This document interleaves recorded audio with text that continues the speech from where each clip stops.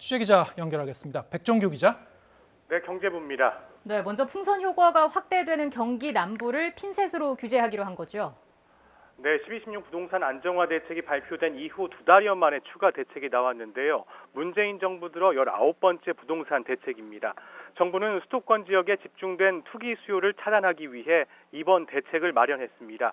먼저 12.16 대책 이후 수원과 용인, 성남을 일컫는 이른바 수용성 아파트값이 껑충 뛰었습니다. 서울을 규제하자 투기 수요가 경기 남부로 옮겨간 건데요. 특히 수원 지역은 최근 한 주 사이 2%씩 아파트값이 올랐습니다. 이에 정부가 수원 영통구와 권선구, 장안구 등 3개 구를 조정 대상 지역으로 추가 지정했습니다.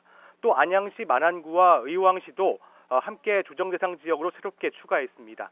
해당 지역은 비규제 지역으로 12.16 대책 이후 수도권 누적 상승률 1.12%에 1.5배를 초과하는 높은 상승률을 기록했고, 이에 따라 시장 불안이 이어지는 상황이었습니다. 네, 오늘 발표에는 조정 대상 지역 추가 지정 내용도 있었고, 이와 한편으로 대출 규제를 강화하는 방안도 포함이 됐죠? 네, 지금까지 조정 대상 지역으로 지정이 되면요, 주택담보대출 비율, 즉 LTV가 60%로 제한됐는데요. 앞으로는 9억 원이 넘는 아파트는 주택 가격 구간별로 주택담보대출 비율을 적용하기로 했습니다. 예를 들어 아파트값이 10억 원이라고 하면 9억 원 이하는 LTV 50%를, 나머지 1억 원은 LTV 30%를 적용합니다. 지금까지는 6억 원을 대출받을 수 있었지만 이제는 4억 8천만 원만 대출 가능합니다.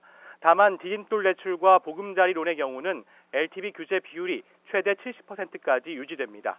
또 주택 구매 목적의 사업자 대출도 투기 지역과 투기 과열지구의 경우만 금지했는데 조정 대상 지역으로 적용 범위가 확대됩니다. 1주택자의 주택담보대출 요건과 전매 제한 규제도 강화돼 사실상 전매가 금지됐습니다. 내일부터는 부동산 시장 불법 행위 대응반과 실거래 상설 조사팀이 이상 거래와 불법 행위를 집중 점검도 할 계획입니다. 또 한국감정원이 부동산 거래 질서 교란 행위 신고센터를 통해 불법 행위 신고 접수도 받을 예정입니다. 지금까지 경제부에서 YTN 백종규입니다.